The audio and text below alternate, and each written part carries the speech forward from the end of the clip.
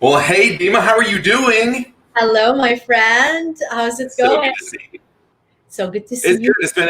It's been a good week. It's Wednesday. We're almost over that hump. It's been a busy one this week. Has the pace picked up for you this week? Oh, yeah. What is up with this week? Yes. Yeah, which is good. I can't complain. We need to make up for what happened in March, April, and May. Yeah, so it's good. Busy is good. Yeah. So Good, good to hear. how was your day?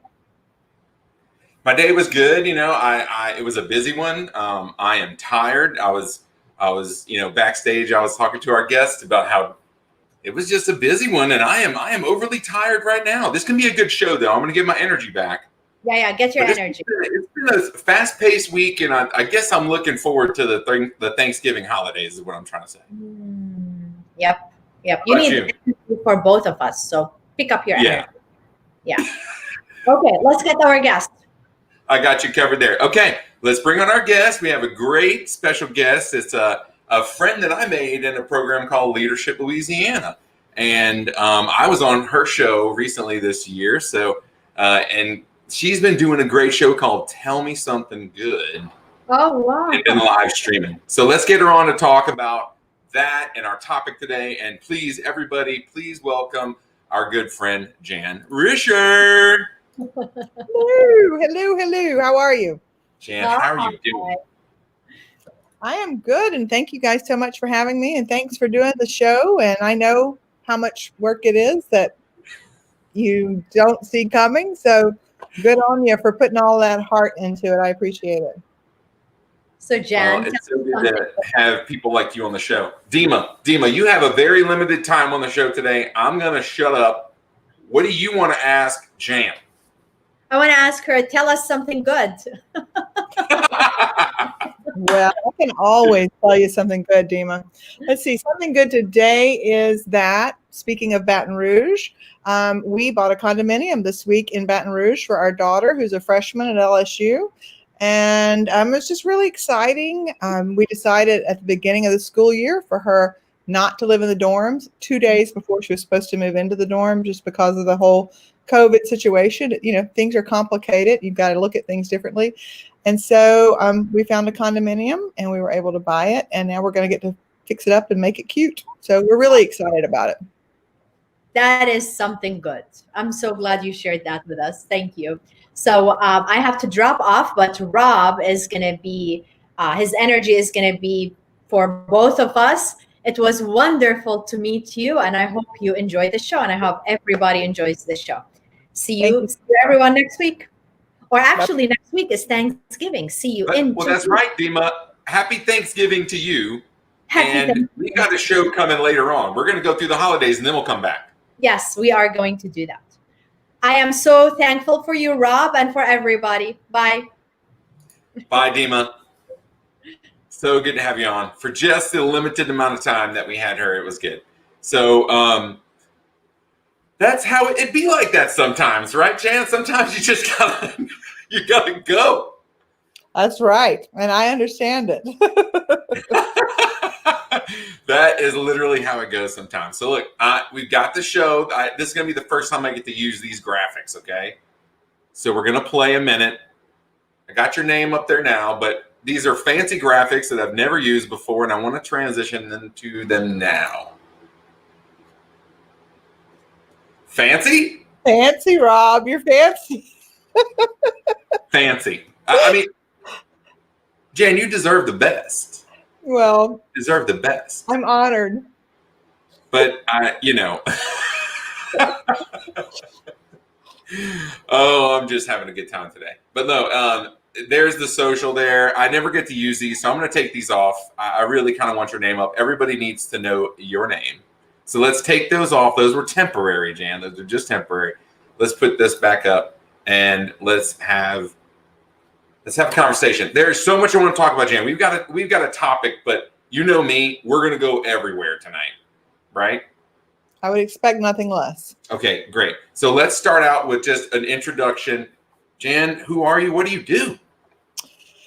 Well, at heart, I guess you would say I'm actually an English teacher because that's what I went to Mississippi State to study, and that's what I was when I first graduated from college a few years ago in Mississippi. And I left Mississippi in 1987, believe it or not. And I kind of went around the world to get to Louisiana. But I was gone from the South for 17 years. And during that time, I taught English in Eastern Europe and did all sorts of other things, and ended up working for USA Today in Washington, D.C. And then we lived in El Paso for a while, which is where my husband grew up. And then we moved to Louisiana in the end of 2001. And I've been a journalist here, and I'm still a newspaper columnist for the Acadiana Advocate on Sundays. And I am a writer, and I own a business. So I wear a lot of hats, and I like wearing a lot of hats. If you had to wear a hat right now, what would you be wearing? One moment. Oh, God, I love it. I look, there's a reason. I love Jan. Perhaps this one. Yes. Okay, there's a story behind that hat. Please share. Oh, well, I just happen to have that one closest. The story behind that hat is super interesting, though. I grew up in a town in Mississippi called Forest, Mississippi, population 5,000. And a family there had an estate sale a few years ago. And it was the family that had the first piano in Forest, Mississippi, long ago. The woman taught piano for years and years. And my parents called me and asked me if I wanted the piano. And I said, yeah. And if they've got any hats, buy some hats. And so they bought me an old piano and this straw hat. Piano hat. And that piano, whenever our house, in the flood in 2016, that piano floated. Wow. But we made beautiful art out of it, and I made necklaces out of the ivory for all my friends. So it all worked out well. Now, you are very crafty. You're very talented. So is your husband. It seems like art just kind of runs through you. Maybe the arts in general run through you. The written word. You had the English teacher background. You write for the Advocate, which is amazing. I love your columns. You have so much. You've written a book too. I have. I've written a book, and I've co-authored a book, and I do a lot of corporate writing. When I left journalism in 2008, I started writing for businesses because, and the internet really changed how we communicate, of course. That's an understatement. But what it did is for century, certain institutions had been publishers, and that was the only way to communicate with the masses. And the internet changed that. And now every business has the possibility of being a publisher. And some businesses have figured out, maybe it's a good idea if we get someone in here who knows a little bit about how to tell a story. And even more than that, how to recognize a story. Because sometimes when businesses tell stories, they're simply self-promotional. And nobody's very interested in that, to be frank. And so we help organizations, nonprofit. We love to work with nonprofits. We do a lot of work with United Way and other nonprofits. But we help them find the stories that would genuinely be news stories, and we help them get in the media. So what is it? What's it? Where's the thrill? Where is the thrill there? You switched from, I guess, in class, maybe teaching the syntax of things and then helping. You said you did that across the globe too, right? I mean, like you did it in other countries. Yeah, I did. Right after communism ended, I went over to Slovakia. I got there when the country was 11 or 12 days old. And it had just split with the Czech Republic. Jeez. And I taught up in the Carpathian Mountains, right on the Slovak, Polish, Ukrainian border. And I taught up there for about a year. And that was magical. Okay, so the thrill is what? Because you got to travel with this. You're getting the chance to speak with businesses about this. And you said something about finding the story. There's so much to like about this. Who knew English could be so exciting? The thrill for me is clearly the story, always. And it always comes down to the story to me. And, I love listening and figuring out other people's stories, other organizations' stories, and helping people discover their own stories. Because sometimes people don't tell themselves the truth. Yeah. And Ooh. you have Good to point. turn over the rocks. Actually, this year I've been working with a bunch of high school seniors to write their college entrance essays. And that has been That's cool. fascinating and kind of like therapy in a lot of cases, because for me, I remember when I was in school and I would read like this poetry, about truth and all of that stuff. And I'm like, well, what is truth? I didn't really get it. But now at this end of things, I get it. It's about telling the truth, and how deep can you go with the truth, and how specific can you be with the truth. And so that's that's the thrill. And I love working with all sorts of individuals, whether they be students or big businesses, to tell that story. And working with the students though, Rob, oh my gosh, that was so much fun. That was just a thrill for sure.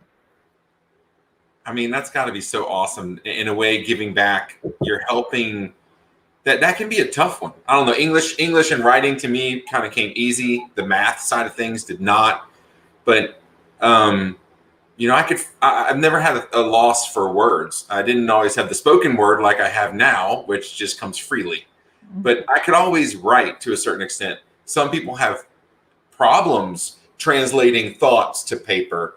That's got to be fun to kind of drag some of that out, or maybe kind of coach a little to greatness there.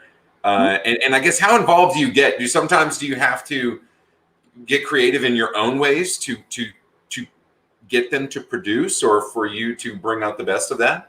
Absolutely. I mean, it's hard work. I'm not joking about that. It's hard. I can see the challenge. Yeah. It's hard work, because some people are really nervous about, telling our stories makes us vulnerable.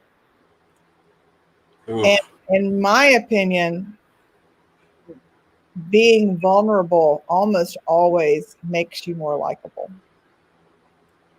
And not that the goal is to be liked, but there's so much power in truth. And, like, organizations do all this energy toward covering things up. And I know sometimes they're covering up things that are genuinely illegal. And I'm not talking about that kind of stuff, but just put it out there. It's a whole lot more interesting than that glossy stuff that organizations try so hard to promote themselves with. It's interesting you're saying that, because I mean, you've already hit me really deep already. We're in like minute 15, minute 14. You said truth, and now you're saying this here with kind of being genuine, being honest with this story. You're already you're well beyond surface level here already. So well, what's the appeal when most of us are feeding lies to others, if not ourselves? I mean, that seems like a complete contrast from, like you said, what some companies are self-promoting, or too promotional, too salesy. But that truth, why would that be entertaining? And I'm just trying to think, why would someone else? Why wouldn't I want to be fed something really juicy, Jan? Why are you trying to hit me with the truth? Well, I mean, if you think about this year, I mean, the truth is so much more unbelievable than fiction. Yeah. But I'm not talking about like juicy details, scandal. I'm just talking about, sometimes when we tell stories, we think this is the way a story needs to be told. And sometimes we use cliches. Sometimes we've heard stories and we know this is what's supposed to come next. And so we kind of gloss over what really happened and tell what we think is supposed to come next. it's a lot better if you tell what really happened. That's my it's an art too, because I could tell a story, but I might skip around and jump around. But someone else hearing that story, you can kind of connect the dots, or maybe you don't, and that's where you fill in the gaps. It seems like that can be a challenge, but also very rewarding for you doing that for these students, Jan. I got to give you hats off to that. That's awesome. Well, they paid me, so it wasn't like generous. Still also challenging. High school students, huh? It was fun, though. It was really fun. I enjoyed it. But I love working with, I love teaching, but I love working with students of all ages, and I love working with international students. And I think I mentioned to you this thing that I've got going on Saturday. And it's a couple of years ago, I was in Edinburgh, Scotland for the International Storytelling Festival. I met this group of kids from South Africa, and they called themselves the Champions, and they were the song and dance group, and they were really on their way to making it big, and they're incredible. I mean, like, they could come to Jazz Fest or Festival International here in Lafayette. They're that caliber. Wow. But they're from a village in rural South Africa. And last year they were supposed to have gone to the Fringe Festival in Scotland. Are you familiar with that? It's like no. It's where a lot of big bands and entertainers are discovered. And they had financial issues, but they generally support themselves through performances. And COVID has prevented them, of course, from performance. Yeah. So the leader of the little group contacted me in July or August and said, "It's serious, Jan. Like we're getting hungry." And so that was in August. And so we set up a performance, and we did it on Facebook, and they did a dance performance. And you can imagine what coordinating these logistics are like in a first world place where people have resources. Imagine coordinating this in a village in rural South Africa with very few resources and a huge time gap difference. Yes. You have to do it whenever it's light there, because a lot of times there's not electricity in the buildings. And so anyway, Saturday, the bottom line is we did one in September. We generous people gave $750. Just sometimes people gave $10, sometimes people gave $5, sometimes people gave $200, and they got a total of $750, which has fed this entire song and dance troupe. Wow. Mid-September, and it's given them more money to buy a little plot of land and plant a garden so that they can eventually self-sustaining. That's amazing. So we're doing another one, though, performing Saturday morning at 9:00 on my Facebook page. It'll be public, and it's just really heartening. That's what it is. It's heartening to see these people. They have worked since September on this performance. I gave them some pointers. Not that I'm like some entertainment guru, but I gave them some pointers. And I was suggesting South African songs that I found, through various means. And so that's going to happen Saturday morning at 9. And I hope that we can, get enough that they can sustain themselves for a little bit longer and get the garden going. So Saturday morning at 9 on your Facebook page. Is that post going to be like public? Could someone search for you and find that, I guess? Yes. Okay. And what are you calling it? Are you calling it something? So if someone had to remember that or search for that? Well, it'll be as a part of Tell Me Something Good as my little show. So. Oh, perfect. Okay. Well, can we one question that I need to kind of link back to before that, and then let's talk about Tell Me Something Good. So we were talking about the story too, and you find these stories. Sometimes you have to dig for them, and they're not out there just staring you in the face. Right. And sometimes they're hidden. So how do you stay connected with these stories? Because you've written a lot, you've done a lot, but that looming deadline every weekend, I guess, for the advocates got to be kind of like stressful, which I'm sure you're used to, but still. Okay, so my deadline, I usually write my columns tonight. I haven't written it yet tonight, but I will. And I actually this week know what I'm going to write about for Sunday, so that's a great thing. Good start, Jan. Sometimes I don't, and those are the hard Wednesday nights. It's hard whenever I usually write about the biggest thing that's going on in my week. And if it's something super political or super personal, with a family member, I can't write about that. Gotcha. And so those are the weeks when I struggle.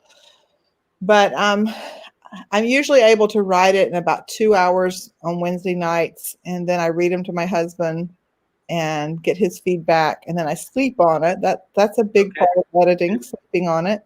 Yeah. And then the next day, Thursday, I read them again, usually around noon, and then I have to send them in that afternoon. But I'm a real believer in just, if you are generous of spirit, these things will come. And I often, though, Rob, I can't remember what I wrote about my column last week because I'm always looking, forward. But I definitely, have a collection. The book that came out of mine 2 years ago was a collection of what I call Jan Risher's greatest hits over a 15-year period. But I have found a couple of tricks whenever I struggle to come up with a topic. Ooh. Those little paint chip books. I actually have one here, but those little paint chip or ink tone books, pen tone books. If I can't come up with anything to write about, I pick up one of those books and just flip through it, and I can come up with a topic. I don't know why. Really? Yeah. Like the ones where if you're going to Sherwin-Williams and you need to pick out a wall color and you're going through one of those, like the Pantone CMYK. Right. Yeah. Wow. That works for my brain. I don't know why. So looking at colors fires off. It triggers something for you. Yeah. Creative. Wow. Ooh. Can I ask you what colors do that for you? It's different ones. Just different. I don't know. It just reminds me of something. And are there any? Do you see any consistent tones or hues? It's the contrast in colors. Okay. That is really interesting, Jan. So then you're getting kind of serendipitous with it, and it's kind of, you're also engaged though too. You're aware of, you almost in a way absorbing or processing what's going on until it just it comes. It's naturally flowing. Right. That's awesome. That's exciting to be that where you're in that place every week. Right. You can't be stressed about it when you know you're going to do it every week. And there is nothing as inspirational as a deadline. And that is you're not lying. Total beauty of writing for a publication. I mean, you have to send it by a certain time. You got to do it. And that makes me a better writer and certainly a more prolific writer. I like it. I love that. Well, so that was great. Now tell me something good. We've had a few chats since COVID. We first met each other in Leadership, Louisiana, right? Yeah. And then so we remain in touch. We talk. We go on this cool field trip to NASA. I think on your husband's birthday, or it was around that time. So that was awesome. Birthday, and then this thing called COVID hits, and we're having a quick chat. Next thing I know, we both have some streaming shows. What happened? Well, when like right now, I did close a bunch of the tabs on my computer for this because I didn't want it to mess anything up. But I still have 1, 2, 3, 4, 5, 6, 7, 8, 9, 10, 11. I have 12 tabs open on my computer right now, and that is a fraction of what is usually there. And I know IT people like you crazy, but I really get my grins from all this exposure to a whole bunch of things and just having it at my fingertips.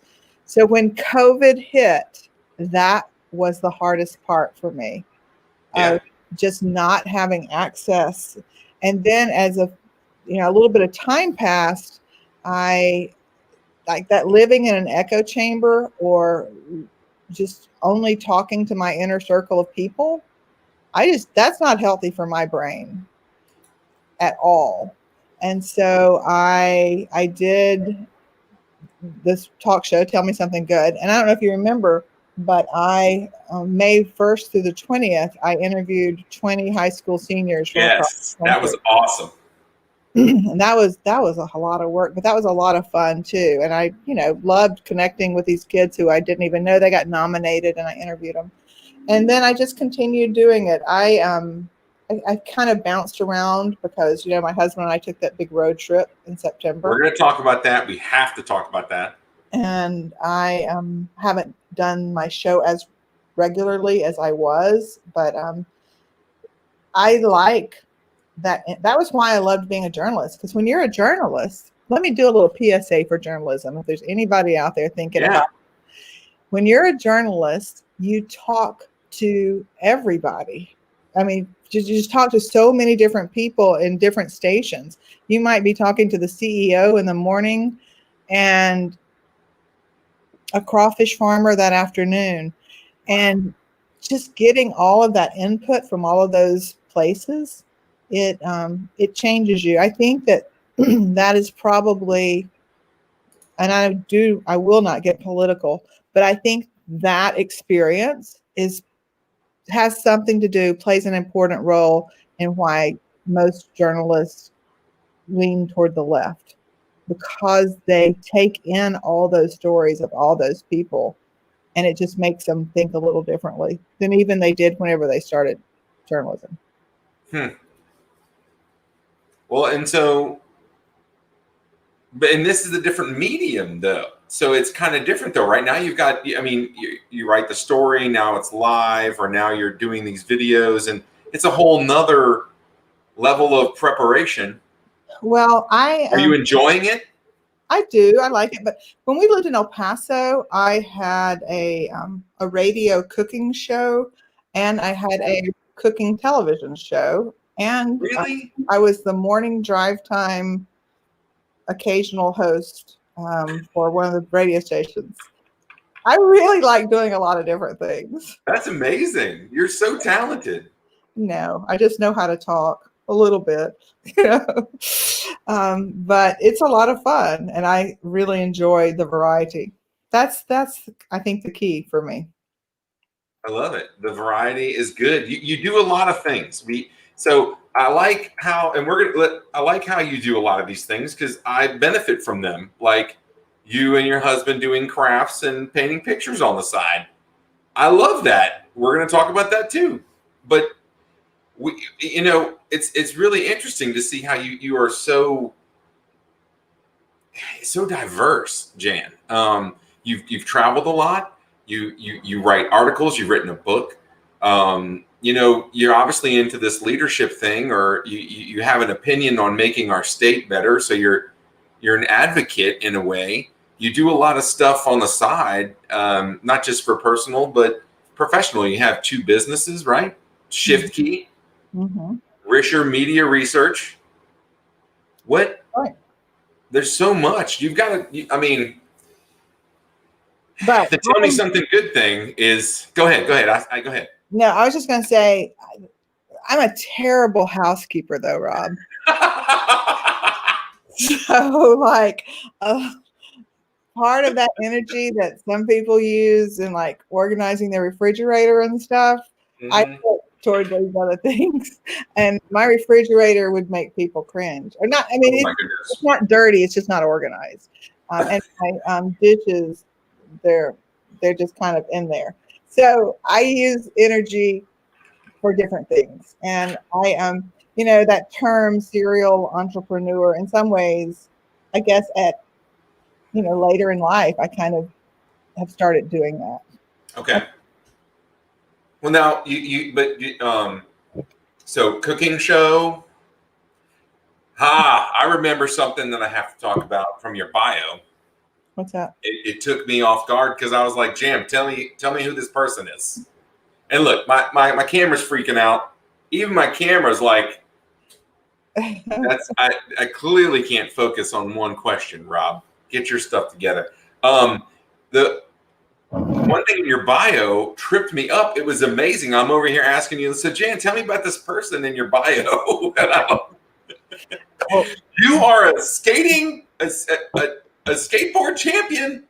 I am a skateboard champion, Rob. It was a few years ago. Don't get me wrong. Doesn't matter. Does not matter.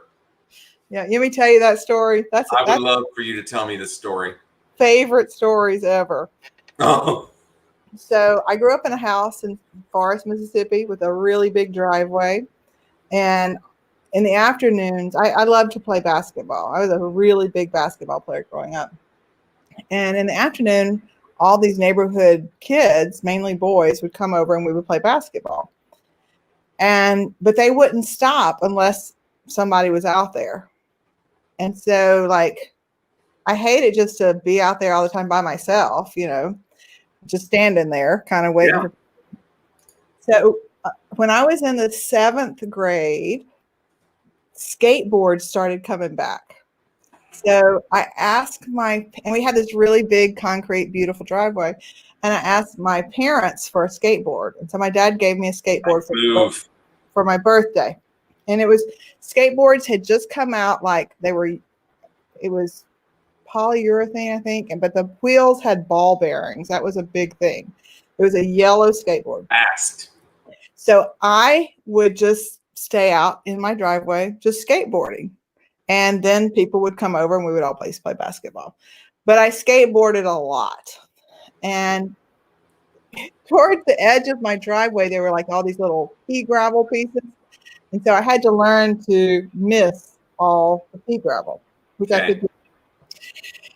All right. So that summer, after my dad had gotten me a skateboard in March, 1 week he said, over at Roosevelt State Park, there's going to be a skateboard competition Saturday morning. I think you should be in it. Nice. I said, okay, let's do it. So we got up like really early, like 7:15 in the morning, and drove to Morton, Mississippi, which was about 15 minutes away. And that's so far away. I know it. But it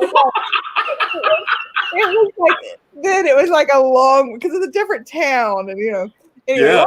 We never thought of it as far, but it was a thing to go to this. I'm trying to set the stage.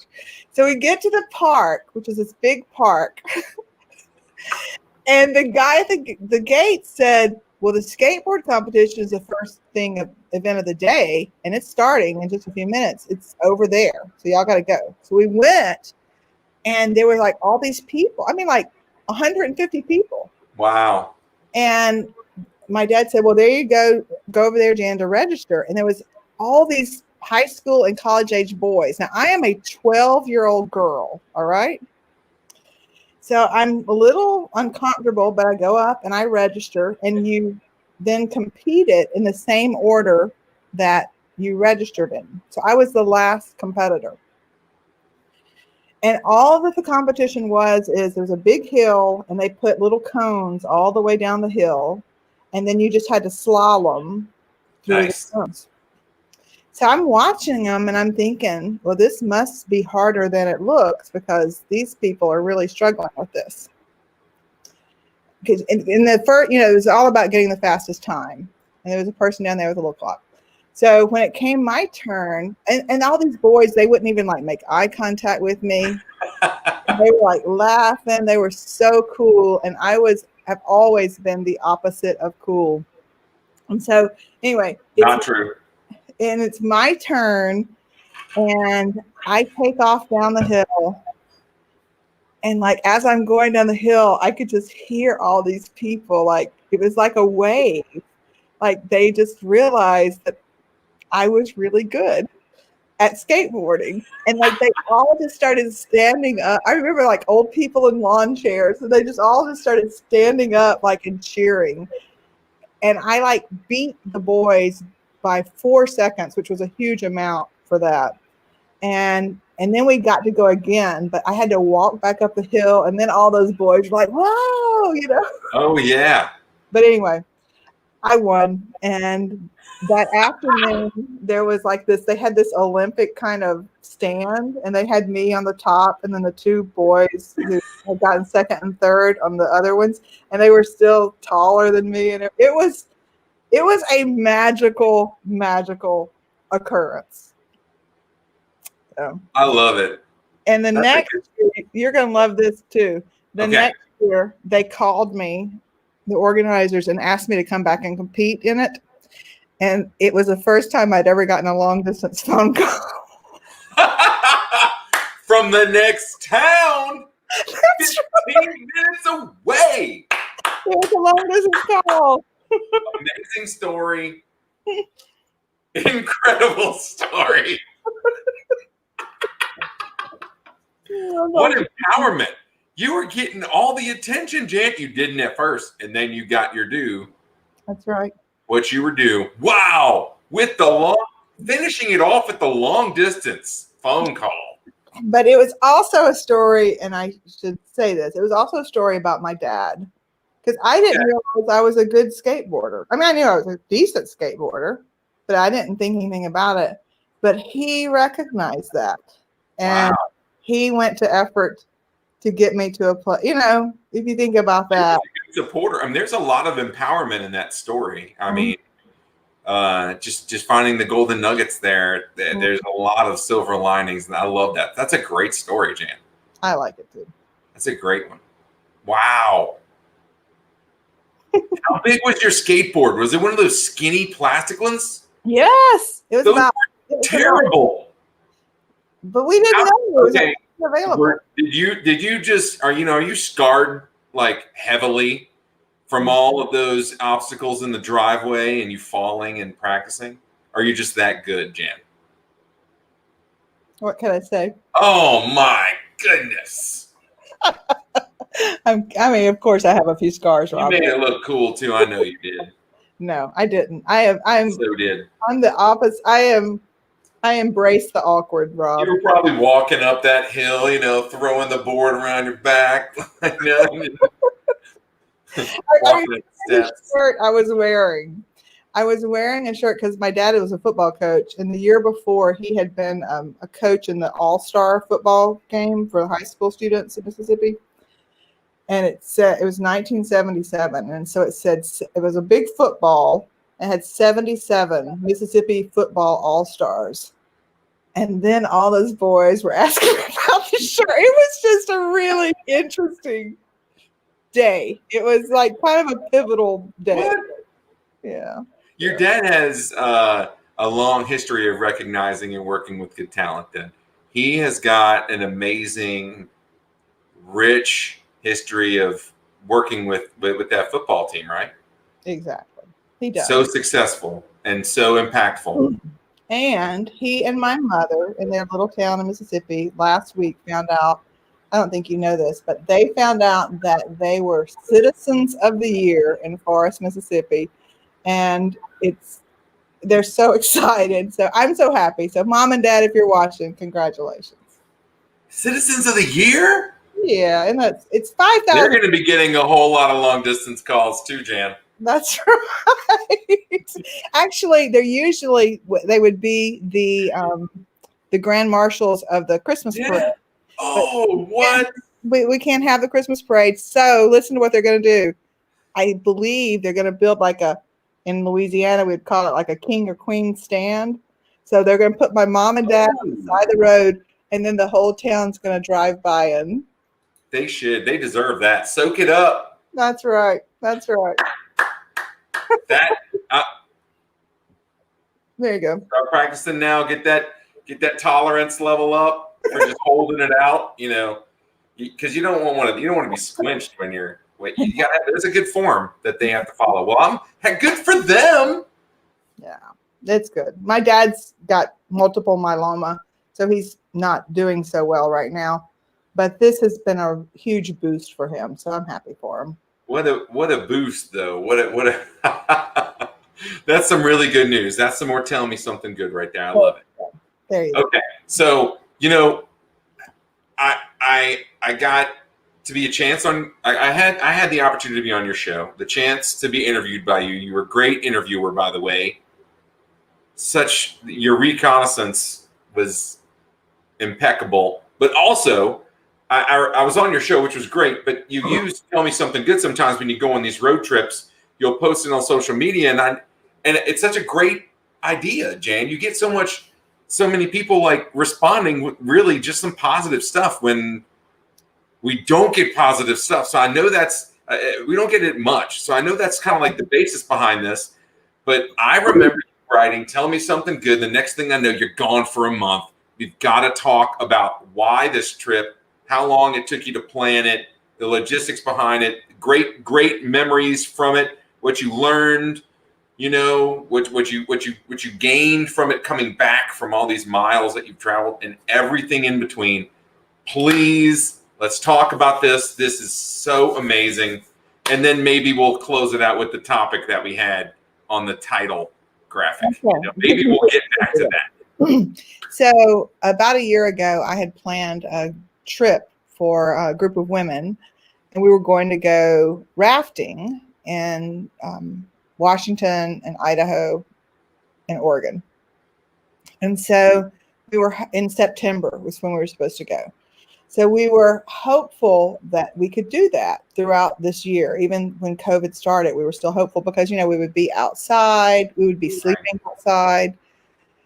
I had a trip booked on a flight, but I knew I wasn't going to fly. So my husband, who is an artist and he can, paint from anywhere, we decided that we would drive out there. And then, of course, we had to cancel the rafting trip. But by then, my husband and I were already kind of thinking about driving across the country and just the appeal of driving across the country. And so when the trip got canceled, the rafting trip, we decided, well, we'll just go ahead and rent a condo on the coast in Oregon and stay there for a couple of weeks and drive. And so we took off, and I had the first three or four nights planned of where we would go. And the goal wasn't to because we had time. And we've never had time, because I can work from wherever, and I could even work in the car while Julio's driving. And so the most we would drive usually is about 5 hours in a day. So that let us stop in a lot of cool places. That's like awesome. Tucumcari, New Mexico, and we did most of Route 66. But we got to the California line and the wildfires were crazy. So we had to totally reroute our trip, and we went up through Arkansas. I think we ended up with 14 states. We were gone for a month. We were 5,994 miles. And northern Montana was probably my favorite stop. Like, really? I would live there. I really, really enjoyed it a lot. Glacier National Park, if you've never been, go. It's beautiful beyond words. And it was great. We have 2 daughters. We're theoretically empty nesters right now. Our youngest daughter graduated school, and it was it was fun to be with my husband, and it was fun to realize how much I enjoyed being with my husband, just the 2 of us. And, got a lot of work done as well. So it was a beautiful trip.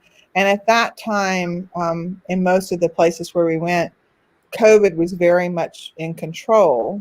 Yeah. We still ate outside when we ate, when we went to a restaurant, we would only go to restaurants where we could eat outside. We had what I called COVID Killer. It was a hospital grade spray that I'd walk into the hotels and spray, and then we would wait 20 minutes. Yep. So we just took little precautions. We took a portable toilet with us. We did not end up using it, but I just didn't know if we were going to be able to use bathrooms or whatever. But all of that was great. America was cleaner than it had ever been. It was a great trip.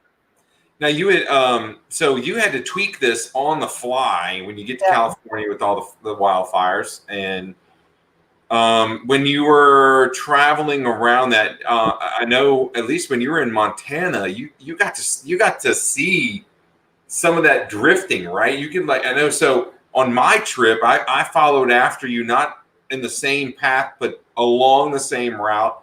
Right. And we talked a little bit. I got to see a bit of that in Colorado. By the time I had gone through, a little bit in Colorado and some in Wyoming, not a lot. But wow, you had to change your travel plans, your itinerary on the fly.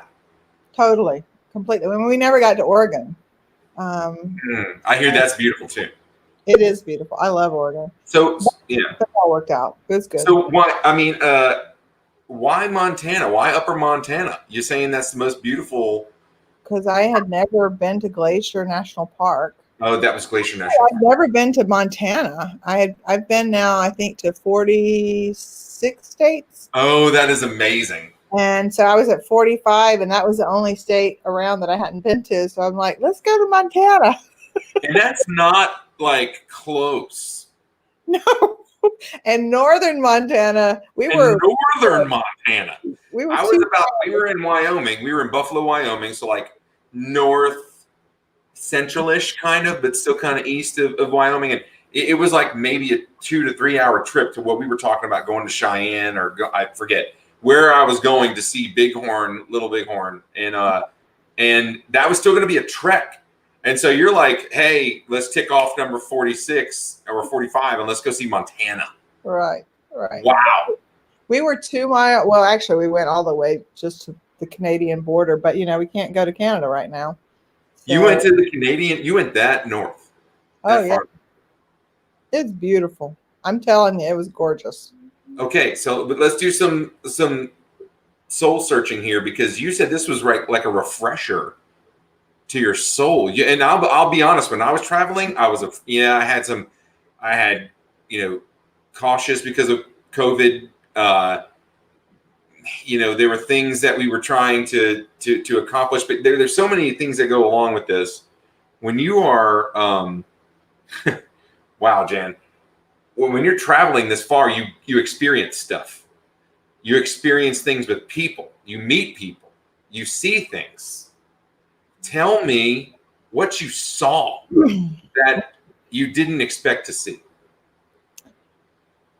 And I don't mean to be silly here, but the way that there are a couple of things. I mean, I can talk about the beauty of places and the hay that was being baled, which was just gorgeous, but also the efforts that little side of the road places had gone to be clean. I mean, of course, it was in their best interest so they could stay open. But there was something about that just warmed my heart. And I don't mean to sound silly here, but just how clean, pit stops were. It was remarkable. And it also made you think about just how dirty it had been probably, before. Yeah. But we ended up, a good friend of mine was not far from where we stayed in Montana, and we had dinner with her and her family twice outside, 6 feet apart, just social distancing. You can do things. Yeah. And then one day we were at an antique store. We pulled up and we were about to walk in, and my friend pulled up in Kalispell, Montana. And I'm like, you got to be kidding me. What? There's Lisa. I mean, that's where they were spending their summer. But just that feeling of connection to people and the ability to love people, and to find them at an antique store on the outskirts of Kalispell, Montana, that kind of stuff, that'll go a long way with me. And what's a place you would go back to visit after seeing all this? Definitely, I would go back to Big Fork, Montana, which is where we stayed. I would encourage everyone in Louisiana, whenever it's possible, to head up to Bentonville, Arkansas to see Crystal Bridges, the museum the Waltons have built up there, and the Momentary, which is another kind of interactive art exhibit up there. It's, an 8-hour drive, but it is a world-class museum that is comparable to, it's small, but it's still comparable in the way it's done to the Louvre, Quality. Smithsonian, to MoMA. Wow. This is a world-class museum, and you should go. You should go see it. Okay. And then, so if you had to drive somewhere in 8 hours or less, you're in Lafayette, where would you go? Given your knowledge of the United States geographically and. Oh, it just depends on what I was in the mood for. I mean, it's hard to beat the beach in Florida too. The beach in Florida is gorgeous. Well, let's say you didn't want to go to the beach. Let's say you've played the beach out. Where would I go if I only had 8 hours? Memphis is a lot of fun. Little Rock, Arkansas is a lot of fun. Okay. Bentonville, Arkansas is a lot of fun. Did you go to the Ozarks? Yeah, Bentonville is right. Yeah, right there, right? Bentonville's in the Ozarks. Dallas, there's so much fun stuff to do in Dallas, Even with COVID, we can still be safe traveling, right? We can still. I'm not going to say that for sure right now, because I think right now we're in a very different place than we were in September. No, good point. Good point. You can take extra precautions while traveling. Right. Good point. Good point.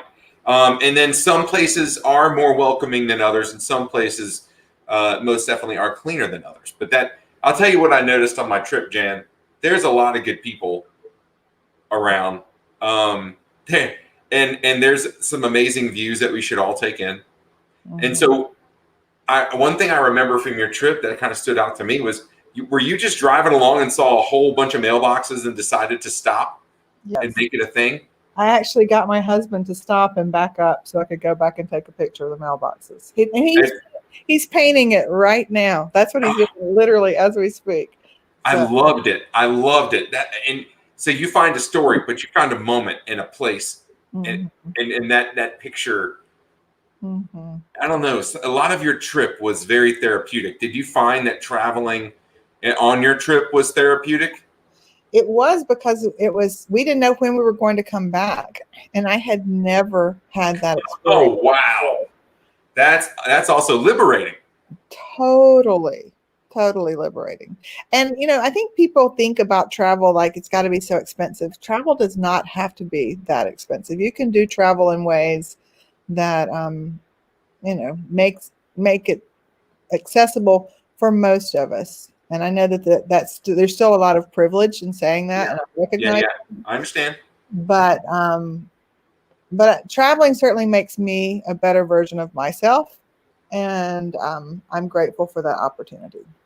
100% agree. And look, my hotel, funny story, my hotel room in Buffalo, Wyoming was $50 a night. There you go. That's what I'm talking about. When I got there, the lady at the front desk was like, I could have saved you money. And I'm like, could save me money on $50? On a $50 room, you could save me more money? Yes. Incredible. So, and I got to tell you, I felt like we had, and I'm not knocking the South, okay?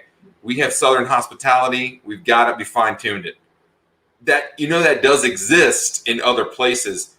I met some amazing people just driving around on my trip. And stopping, and like it really was. It was so refreshing, Jan, to not only meet good people, new people in new places, but that to carry on just conversations, just like we would here, and have that connection. And I guess that's what was amazing. Can we talk about the connection, or maybe some connections that you built along this trip?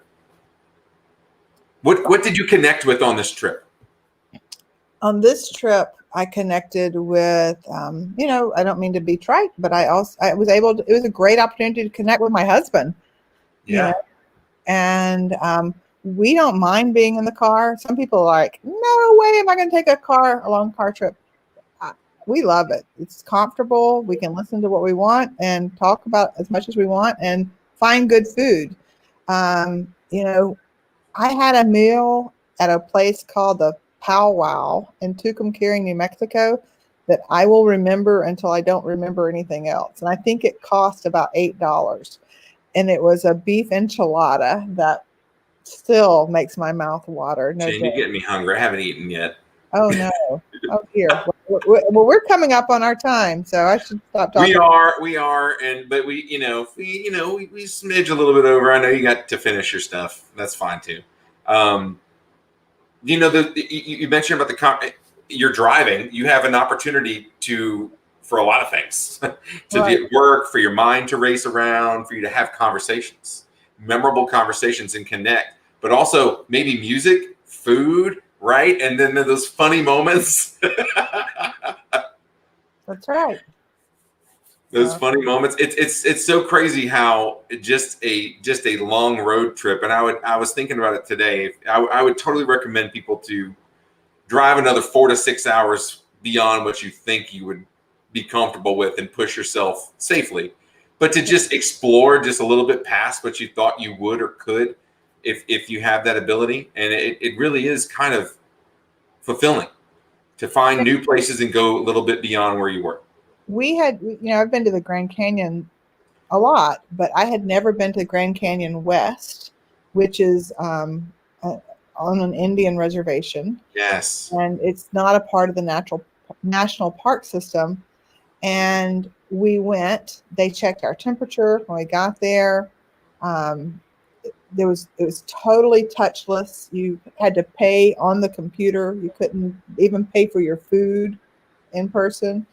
And I had this conversation standing on the edge of the Grand Canyon with 3 members of the tribe. I know. Were able to tell me the whole story of. It was a great video, Jan, and you asked such good questions. Oh, thank you. I forgot I videoed it. Well, no, you videoed it, and it was great. They were telling about how many acres. Yes. And you usually don't go that route, right? You usually hear about the South Rim or whatever. You went to a place that's usually not explored as much. Mm-hmm. And that's where the mailboxes were on the way to that. Dolan Springs, really? Arizona. Yeah. Dolan Springs, Arizona. That's it. Wow. Well, thank you for telling us about your trip. I really love that. We do have just a tiny bit more. Okay. In typical Rob fashion, we danced around a lot of things. There's so much more I would love to ask you. We need like 4 more shows because there's so much more to my friend Jan Risher that everyone needs to know about. But Jan, our topic was, public relations style. You said you had a certain phrase that you use that is somewhat important, and we started off talking about truth and honesty in writing and finding a story. But you had come up with something, and I want you to kind of go back to that topic, our main title and topic for the show, public relations bound. Can you kind of let us into what that mindset was? Well, I think that the word in the title was news judgment. Yes, news judgment. Okay. And news judgment is the best journalists have it, and people also. You don't have to be a journalist to have good news judgment, but you recognize a story that other people need to know about. And so sometimes whenever we are in our own organizations, and I would be guilty of this too in my own organization, it's hard to have news judgment. You need like an outside person to come in and recognize the news and then help you tell that story. And I think that that's part of the value that, and I'm not just talking about us, but that any good public relations company would bring. I believe that we do that, but a lot of other people do that as well. And I would encourage people to just learn a little bit about the value of public relations. The return on investment for public relations is extreme. Advertising is really expensive, but a well-placed and what we call earned media, which is when a newspaper or a television show does a story on you, you don't pay for that. And if you pay for that, it's not legitimate. So don't do that. It's not real. But if you earn that media, people historically have trusted that a lot more than regular advertising. And to earn it best, you need to have good news judgment to be able to pitch the right things. And Has has the methodology that you use for news judgment or the way you apply it changed pre-COVID to now? Well, there are 7 factors of news judgment. Okay. News judgment, which I can't rattle off right now, but one of them is kind of has to do with immediacy and like the topic at hand. And so like we have a friend who is a history professor who has taught for 20 some years about the Black Death. This is a guy who should be interviewed right now by other people because there are things you can learn from previous pandemics. And relevance. So relevance is one of the topics. So timely. You've got to be able to find this story and find the news, but it's also got to be relevant, timely, and kind of it's got to be in the moment. Absolutely. It's got to apply. If you win an award and you wait 2 weeks to tell anybody, it's not news anymore. It's better the sooner the day after is as late as it really should be. That's a good point. Even for businesses or anyone listening right now, that's a really good point. It gets tough too to manage some of that stuff.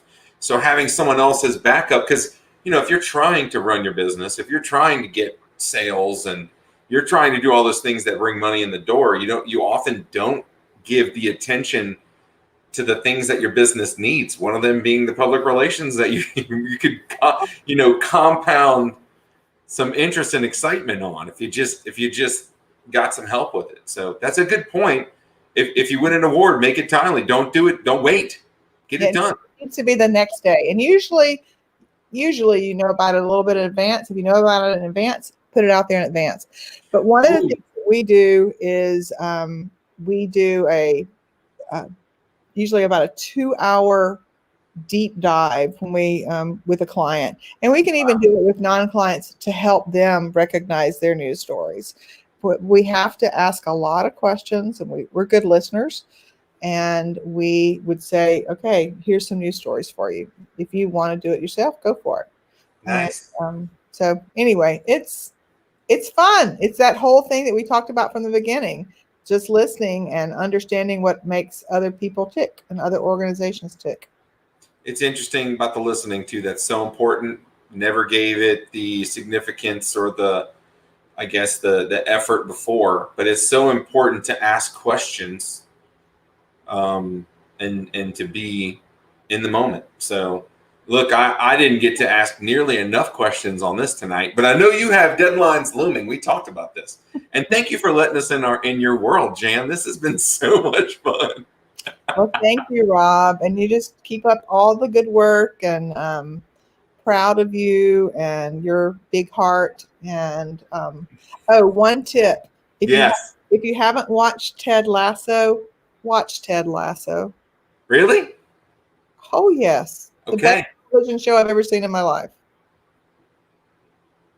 Okay, I'll do that. You would love it so much. Any of your listeners would love it. Well, you would love it more than most. So I'm going to check that out. Apple television. I'm getting no residuals from this.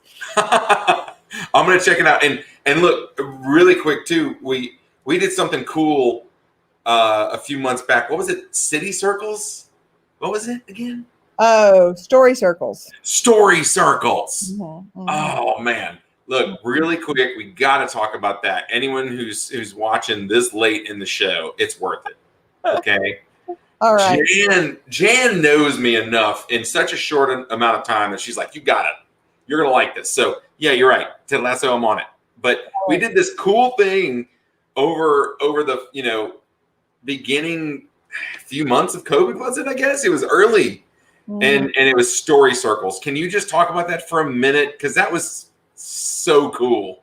Well, actually, I am in the process of doing something called Women Sharing Stories, which is the same thing, but it's nice. A similar thing, but it's women focused. And it's just that opportunity to get outside of your echo chamber and listen to other people's stories. And it's a virtual platform for it.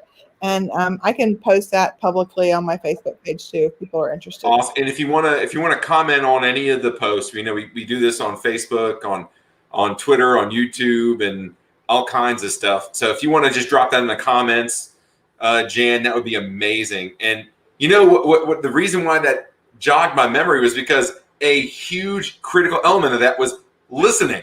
Yeah, you had like 8 minutes to speak, sure. But to give someone the devoted 8 minutes of pure listening, non-distracted engagement with another individual, and you didn't know them. I got lucky because Jan was in my story circle and I knew Jan. But to do this, we had someone from like Nova Scotia, someone in California, someone on the East Coast, us two in Louisiana, and there was someone overseas. I think she was from England. England. Mm-hmm.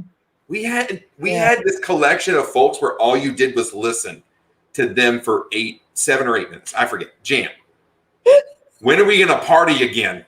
You know what I mean? That was so much fun. That's a good question. When are we going to party again? Like we did. And our friend Friday is now the mayor of Monroe. The last time we partied together was really in Monroe. No, it wasn't. It was in Alexandria. He was the first guest on our show. Oh, Friday Ellis for mayor. Fun row. On a Friday.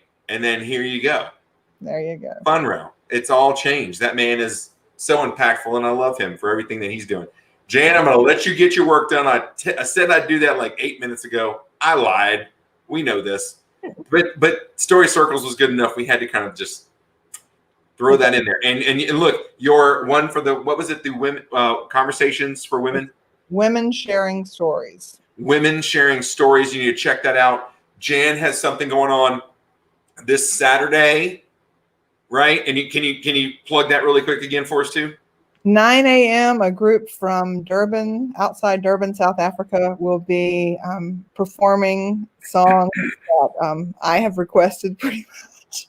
Now, they're really beautiful South African folk songs. And these kids have worked so hard. And I would love for your audience to join us.